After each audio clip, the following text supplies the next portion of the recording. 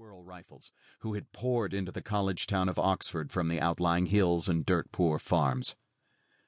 The mob began by throwing rocks and bottles. Soon, shots rang out. From a pay-phone in the university administration building where the feds were surrounded, Ed Guthman, a trusted aide, called the Attorney General, who was back at his office in Washington. "It's getting like the Alamo," said Guthman. Kennedy dryly replied, "Well, you know what happened to those guys." Less than a month later, CIA spy planes discovered Soviet ICBMs tipped with nuclear warheads in Cuba. It was the moment of maximum danger for America and the world, the most perilous showdown of the Cold War. At a very tense briefing at the White House, CIA photo interpreters described the deadly missiles and their range. Robert Kennedy mordantly piped up, "Can they hit Oxford, Mississippi?" The black Irish humor, like the prep school cool, was for show, to keep up a brave front. In truth, Kennedy revered courage in a romantic, sentimental way that his friends found touching and revealing. In his daybook, where he dutifully recorded inspirational sayings, Kennedy quoted Winston Churchill's epigram that courage is the first of human qualities because it is the quality which guarantees all others. In his well-thumbed copy of Emerson's essays, he underlined, "It was a high counsel that I once heard given to a young person. Always do what you are afraid to do." Kennedy made a cult of courage. He collected brave men. General Maxwell Taylor, who had commanded a division of paratroopers on D-Day, was a frequent tennis partner and visitor to the Kennedy House, Hickory Hill. Mountain climber Whitaker and astronaut John Glenn often came along with various professional athletes and Olympians. Kennedy would quiz them about their experiences. The questions were precise and practical, but aimed at eliciting deeper truths about the nature of valor. Courage was a moral test that his enemies always failed. Lyndon Johnson was a coward. Nelson Rockefeller had no guts. Chester Bowles was a weeper. To RFK, there could be no greater reward than a Congressional Medal of Honor for bravery under fire.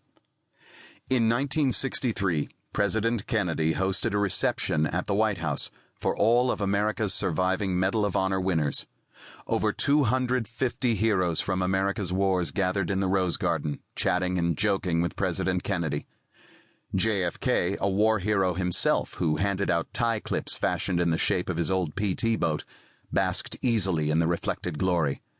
RFK, on the other hand, stood off at the edge of the crowd, watching silently. His eyes, observed White House aide Kenneth O'Donnell, were full of fascination. The younger Kennedy, who kept a copy of General Douglas MacArthur's World War I Medal of Honor citation in his desk drawer, often spoke reverently of his own brother's bravery. Robert Kennedy missed combat in World War II.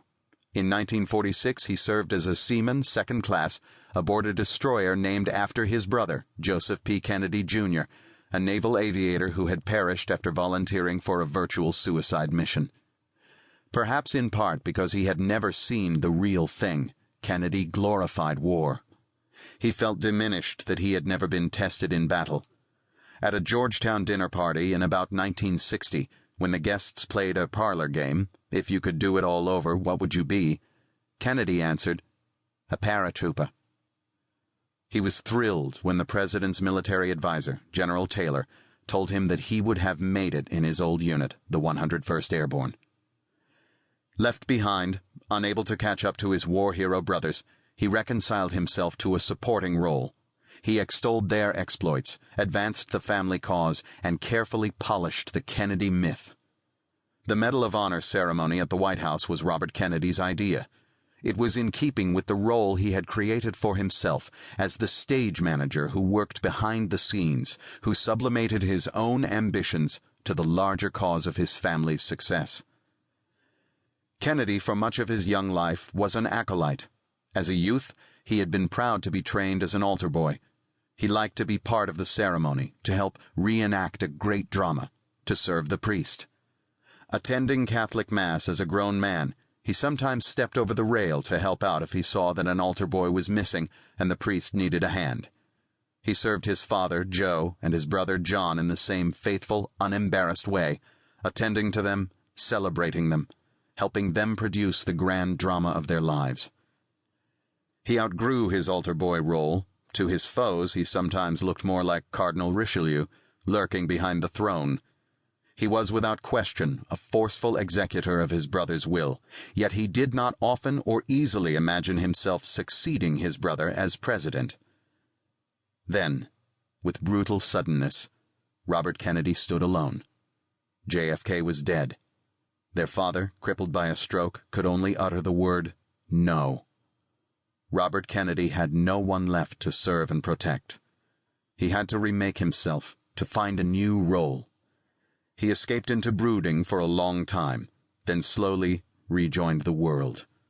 Events pulled at him, forced him to weigh his capacity to lead and his courage.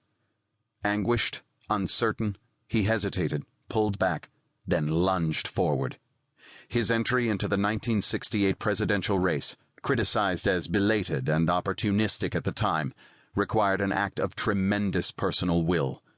Kennedy was able to transform himself from follower and behind-the-scenes operator to popular leader, in part by conveying, in an urgent, raw way, his identification with the underdog. This is the story of an unpromising boy who died as he was becoming a great man. There was very little about young Robert F. Kennedy that foretold a grand or tragic destiny. Overshadowed by his more glamorous and accomplished siblings as a little boy, he was small, clumsy, and fearful. His father slighted him while hovering about the older children, particularly Joe Jr. and John.